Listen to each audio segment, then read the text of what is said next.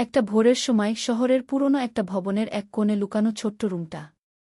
বাইরে মৃদু ঝড়ের বাতাস আর ভেতরে অদ্ভুত এক শান্তি। হঠাৎ রুমের দরজা আচমকা বন্ধ হয়ে যায় আর দরজার হাতলটা ভেতর থেকে আটকে যায়। রুমের মধ্যে আটকা পড়ে আছে রিয়া আর অর্ণব। প্রথমে তারা ভাবল এটা হয়তো কেবল দুর্ঘটনা, কিন্তু যখন তারা জানালা দিয়ে বাইরে তাকাল দেখল বাইরে পুরো ভবনটা শুনশান।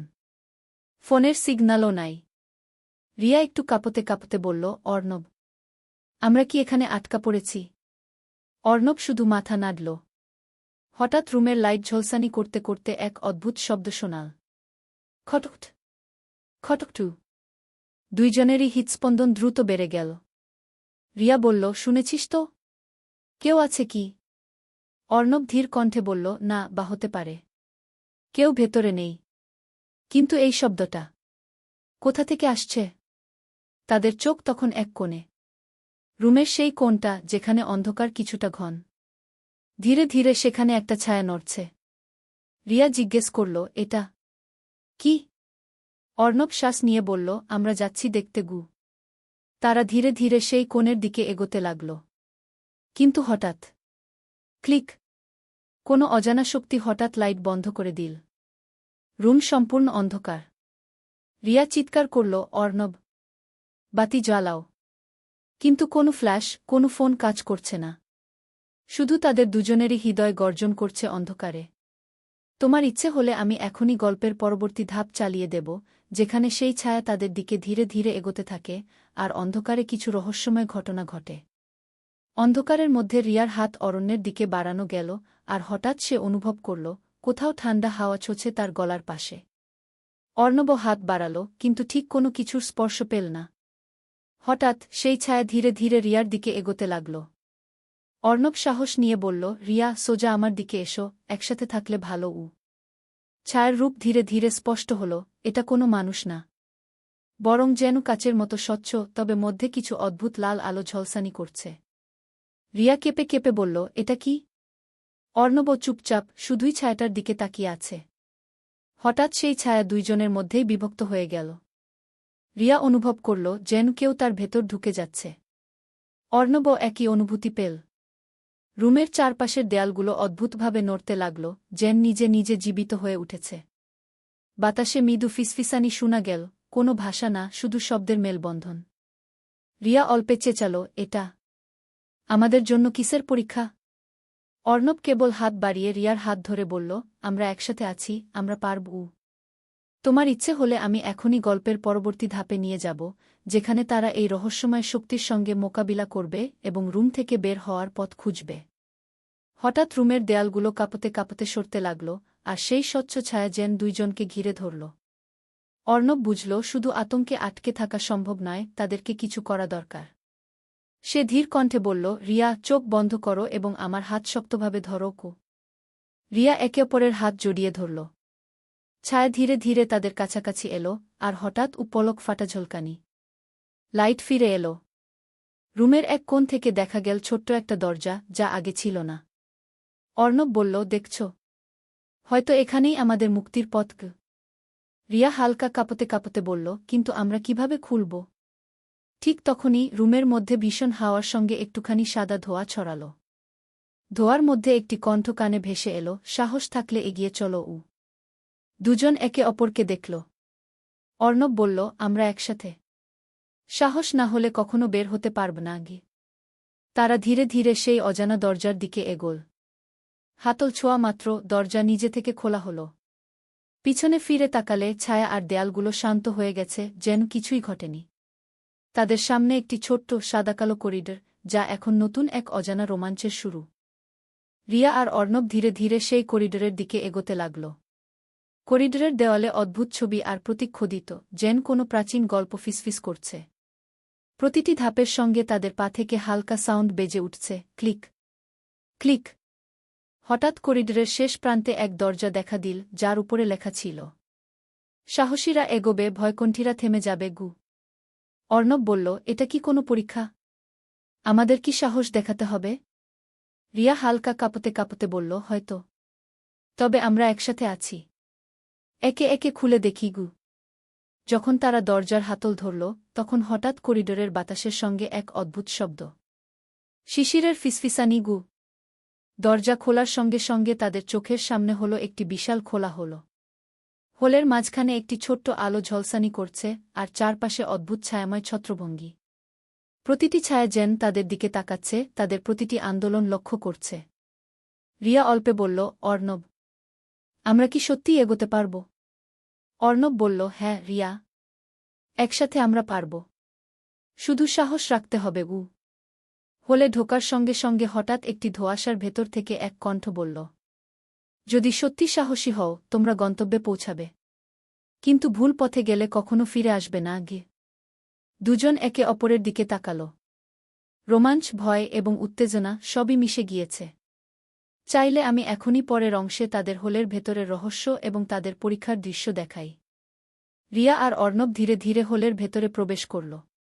চারপাশে অদ্ভুত ছায়া নাচছে, যেন বাতাসের সঙ্গে মিশে কণ্ঠস্বরে ফিসফিস করছে। হোলের ঠিক মাঝখানে একটি ছোট্ট কাচের বক্স আছে, যার ভেতর অদ্ভুত লাল আলো ঝলসানি করছে। বক্সের পাশে লেখা, সাহসীদের জন্য পুরস্কার, ভয়কে হারানোর জন্য চাবি। রিয়া জিজ্ঞেস করল, অর্ণব, কি করব? অর্ণব বলল, শুধু সাহস দেখাতে হবে। একসাথে হাত ধরে এগো। যতটা তারা বক্সের দিকে এগোল, ছায়াগুলো তাদের চারপাশে আরও ঘন হল। হঠাৎ একটি ছায়া আকার ধরে তাদের পথে বাধা দিতে শুরু করল। রিয়া চিৎকার করল, অর্ণব, এটা কি? অর্ণব বলল, ভয় শুধু মনের মধ্যে, আমরা একসাথে আছি, ভয়কে সম্মুখীন হই কি? তারা ধীরে ধীরে বক্সের দিকে এগোল। ছায়া তাদের কণ্ঠে ফিসফিস করে বলল, একজনকে ভয় হারাতে হবে, আরেকজনকে সাহস দেখাতে হবে। রিয়া অল্প ভয়ে বলল, আমি চেষ্টা করব। অর্ণব বলল, আমি তোমার পাশে আছি রিয়া, একসাথে। রিয়া হাত বাড়িয়ে বক্সের ঢাকনা ছুঁল। হঠাৎ লাল আলো আরও তেজি হয়ে উঠল। ছায়াগুলো উড়ে গেল, আর হোল শান্ত হয়ে গেল। বক্সের ভেতর থেকে একটি ছোট চাবি বের হল। অর্ণব তা ধরল এবং বলল, দেখছ রিয়া, সাহস দেখালে পথ খুলে যায়। হঠাৎ করিডোরের শেষ প্রান্তে সেই ছোট দরজা আবার দেখা দিল। এবার চাবি দিয়ে দরজা খোলা সম্ভব। অর্ণব চাবি হাতে ধরে দরজার দিকে এগোল। রিয়া তার হাত ধরে পাশে দাঁড়াল। চাবি ঘোরানোর সঙ্গে সঙ্গে ক্লিক শব্দ হল, দরজা ধীরে ধীরে খুলতে শুরু করল। দরজার ওপারে দেখা গেল একটি উজ্জ্বল আলো, আর বাইরে কেবল শান্তি ও নীরবতা। বাতাসে ফুলের সুবাস, আর দূরে পাখির কিচিরমিচির। যেন তারা কোনো অদ্ভুত জগত থেকে ফিরে এসেছে বাস্তবের পৃথিবীতে। রিয়া হালকা হাওয়ায় বলল, অর্ণব, আমরা বেরিয়ে এলাম। অর্ণব হেসে বলল, হ্যাঁ, সাহস আর একতার জন্য আমরা দুজনেই শক্তিশালী। হঠাৎ রুমের ভিতরের সেই অদ্ভুত ছায়া আবার দেখা দিল, তবে এবার একরাশ শান্তভাবে। ছায়া যেন তাদের ধন্যবাদ জানাচ্ছে, সাহস আর বন্ধুত্ব সবকিছুর চাবি। দুজন ধীরে ধীরে বাইরে হাঁটতে লাগল। রোমাঞ্চ, ভয়, উত্তেজনা সবই এখন স্মৃতি হয়ে রয়ে গেল। তারা বুঝল, ভয় শুধু পার্থিব, যদি সাহস থাকে আর কেউ পাশে থাকে, সবকিছু জয় করা যায়। শহরের রোদ উঠে এসেছে, আর রিয়া ও অর্ণব একসাথে নতুন দিনের দিকে এগোল, হেসে, সাহস আর বন্ধুত্বের শক্তি নিয়ে। রিয়া আর অর্ণব যখন শহরের রোদে বেরিয়েছিল, হঠাৎ তারা লক্ষ্য করল দূরে এক পুরনো, ভাঙা সেতু। সেতুর ওপারে দেখা যাচ্ছে কিছু অদ্ভুত আলো ঝলসানি করছে, আর বাতাসে এক অদ্ভুত, রহস্যময় ফিসফিসানি শোনা যাচ্ছে। রিয়া একটু কাঁপতে কাঁপতে বলল, অর্ণব, আমরা কি আবার সেখানে যাব? অর্ণব সাহসী কণ্ঠে বলল, হ্যাঁ রিয়া, আমরা যে সাহস দেখিয়েছি, এবার আরও বড় রোমাঞ্চ অপেক্ষা করছে। একসাথে থাকলে পারব। তারা ধীরে ধীরে সেতুর দিকে এগোতে লাগল। ধীরে ধীরে সেতুর কাঠ ফেটে ফেটে হাঁসফাঁস শব্দ করছে। প্রতিটি ধাপের সঙ্গে দুজনের হৃৎস্পন্দন দ্রুত হয়ে যাচ্ছে। হঠাৎ সেতুর ঠিক মাঝখানে এক ছোট্ট দরজা দেখা দিল। দরজার উপরে লেখা, যদি সত্যিই সাহসী হও, তবে এই পথই তোমার গন্তব্য। রিয়া চোখ মেলে দরজার দিকে তাকাল। অর্ণব বলল, হ্যান্ড ধরি এবং একসাথে এগাই। তোমার চাইলে আমি এখনই দেখাই তারা সেই দরজা খোলার পর কী রহস্যময় জগতের মুখোমুখি হয়। রিয়া আর অর্ণব একসাথে হাত ধরে দরজা খুলল।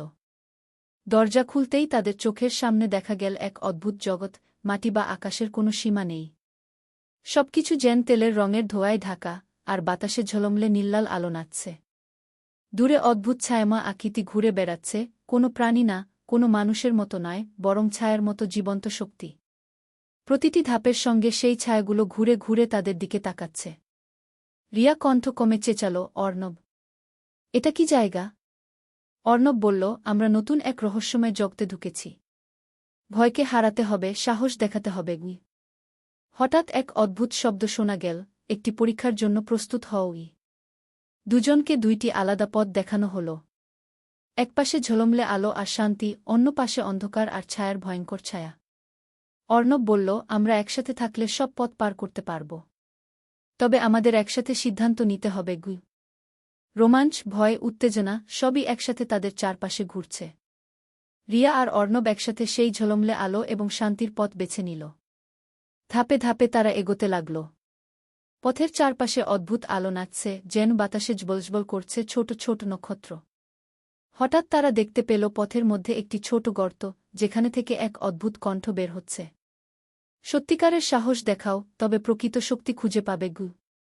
রিয়া বলল, আমরা কি এগোতে পারব? অর্ণব বলল, হ্যাঁ, শুধু একে অপরের পাশে থাকলে পারব।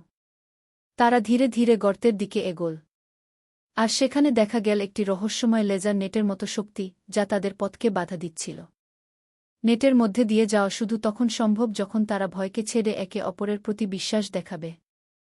রিয়া অল্প কণ্ঠে বলল, আমরা একে অপরের হাত ছাড়ব না। অর্ণব হেসে বলল, ঠিক আছে, একসাথে পার হব।